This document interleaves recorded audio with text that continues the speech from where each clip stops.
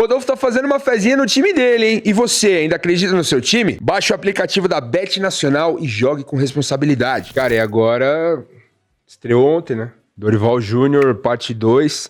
Quase parte 3, em né? casa, velho. Exatamente. Quais são os grandes desafios que você acha que o Dorival tem pela frente para tentar colocar o São Paulo nos trilhos de novo? Assim, se você pudesse elencar pra gente e destrinchar. Tem um também. cara que sai muito mal do Corinthians, né?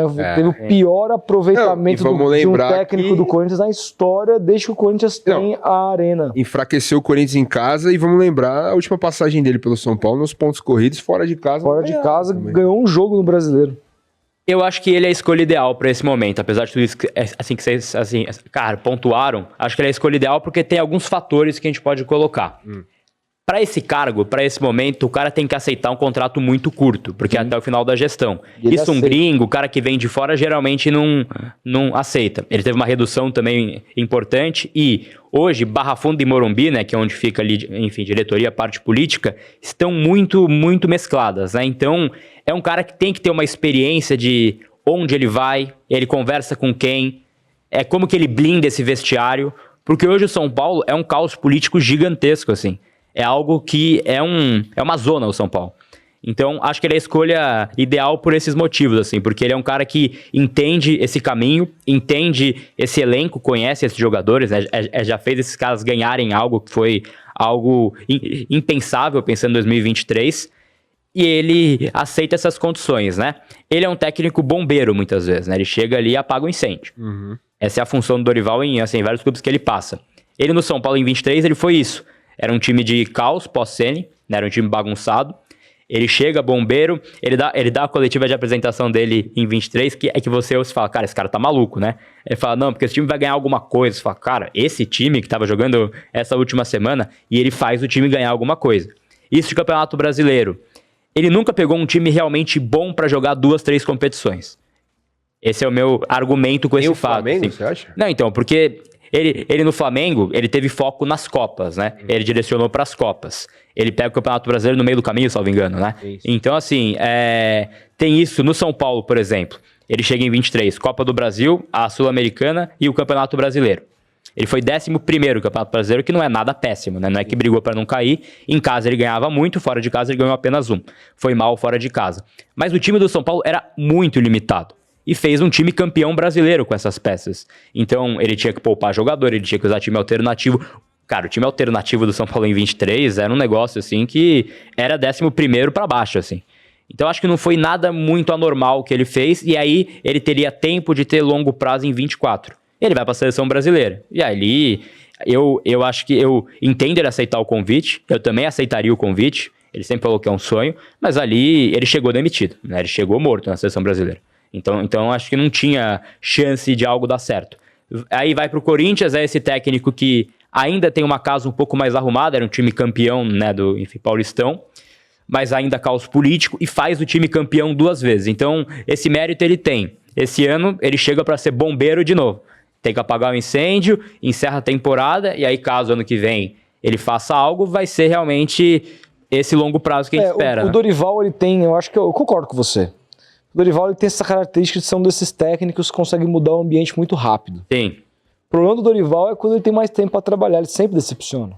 Ele é campeão no Flamengo, toma um pé na bunda, porque o time acaba. Ele falou na coletiva disso. Ele é campeão no Corinthians ele e falou na coletiva disso. Ele foi vice-campeão brasileiro 2 vezes, né? Eu não lembrava desse... Foi vice-campeão pelo Santos em 16 e... Acho que com o Flamengo, não? 23? Ele mencionou outra, eu não vou lembrar qual foi. Mas ele fala do Santos também em 2010, né? Que era quando ele teria a chance de ter um baita time nas mãos e ele foi demitido, né? Sim. Então, ele tem talvez uma frustração de não conseguir carregar esse longo prazo, né? Ele pode pensar disso assim, no São Paulo, né? Mas eu entendo que esse mercado tinha muito São Paulino bravo, fala, pô, esse cara deixou a gente na mão e tal, mas eu entendo a saída dele em 24. Era o sonho da vida dele, é um baita salário CDF também. Veio a possibilidade, era no São Paulo, ano pós-título é sempre complicado também. Ele quis aceitar o projeto, chega, dura pouco, ele durou quanto tempo? Durou pouquíssimo tempo, né? Copa América, ali ele cai depois, né?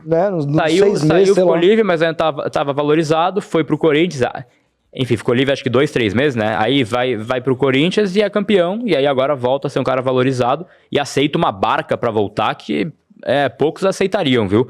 porque não é um baita salário, ele tinha outras possibilidades melhores para ele, né? Então não é um assim, baita salário, ele tinha uma viagem já de férias comprada, né?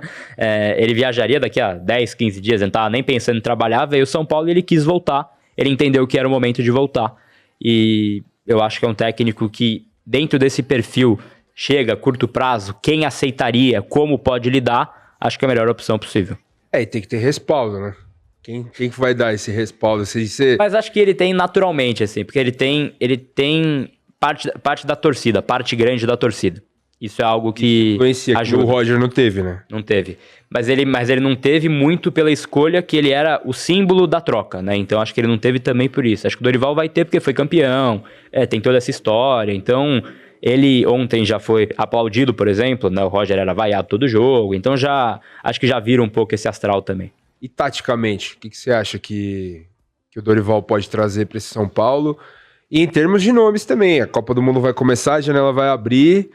Quais as posições que você acha que o São Paulo precisa melhorar? E se dá para melhorar, né? O São Paulo consegue ir no mercado e fazer boas compras. Ele precisa de um volante. Isso é algo urgente. Aí tem o Maia, né, dentro do grupo, que ele pode tentar recuperar, que foi para a seleção brasileira com ele, inclusive, o Pablo Maia. Jogou muito, né? Cara. Então, ele estava muito bem. Hoje era um jogador que está voltando de lesão, mas estava muito mal, né, no começo do ano. Então, ele tem que tentar recuperar o Maia.